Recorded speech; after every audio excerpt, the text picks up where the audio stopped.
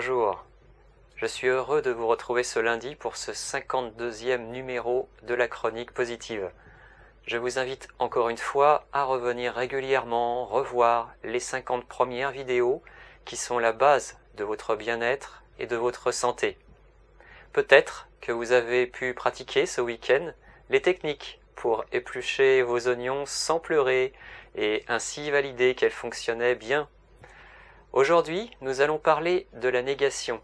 C'est en effet un phénomène particulier très intéressant pour tous ceux qui veulent avoir une vie plus positive, à savoir que le cerveau ne comprend pas la négation.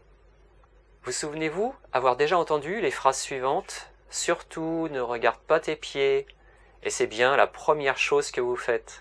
Ou encore « Ne pense pas à la statue de la liberté » et pof, l'image du célèbre monument au flambeau apparaît dans votre tête.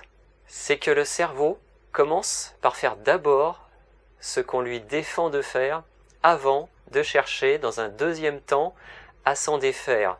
On crée d'abord l'image interdite avant de la chasser de son esprit. Donc chaque fois que vous dites à quelqu'un « ne t'inquiète pas », cela a toutes les chances au contraire de l'inquiéter et elle cherchera inconsciemment les problèmes qui pourraient surgir en se mettant dans un état mental opposé à celui que vous recherchiez au début. N'oublie pas tes clés, c'est le meilleur moyen de le faire. C'est pour cela que l'on doit toujours parler de ses objectifs et de ses désirs en termes positifs. Dire « je veux ça » au lieu de dire « je ne veux pas de cette chose », car c'est bien ce qu'on attirera à soi. Cette chose non voulue, soit l'inverse de ce qu'on voulait réellement. Au lieu de dire « ne stresse pas », préférez-lui « détends-toi » ou alors faites-le encore de manière plus positive par « surtout ne te focalise pas sur l'idée agréable et au plaisir de la détente » ou « surtout ne pense pas à ta voiture de rêve ».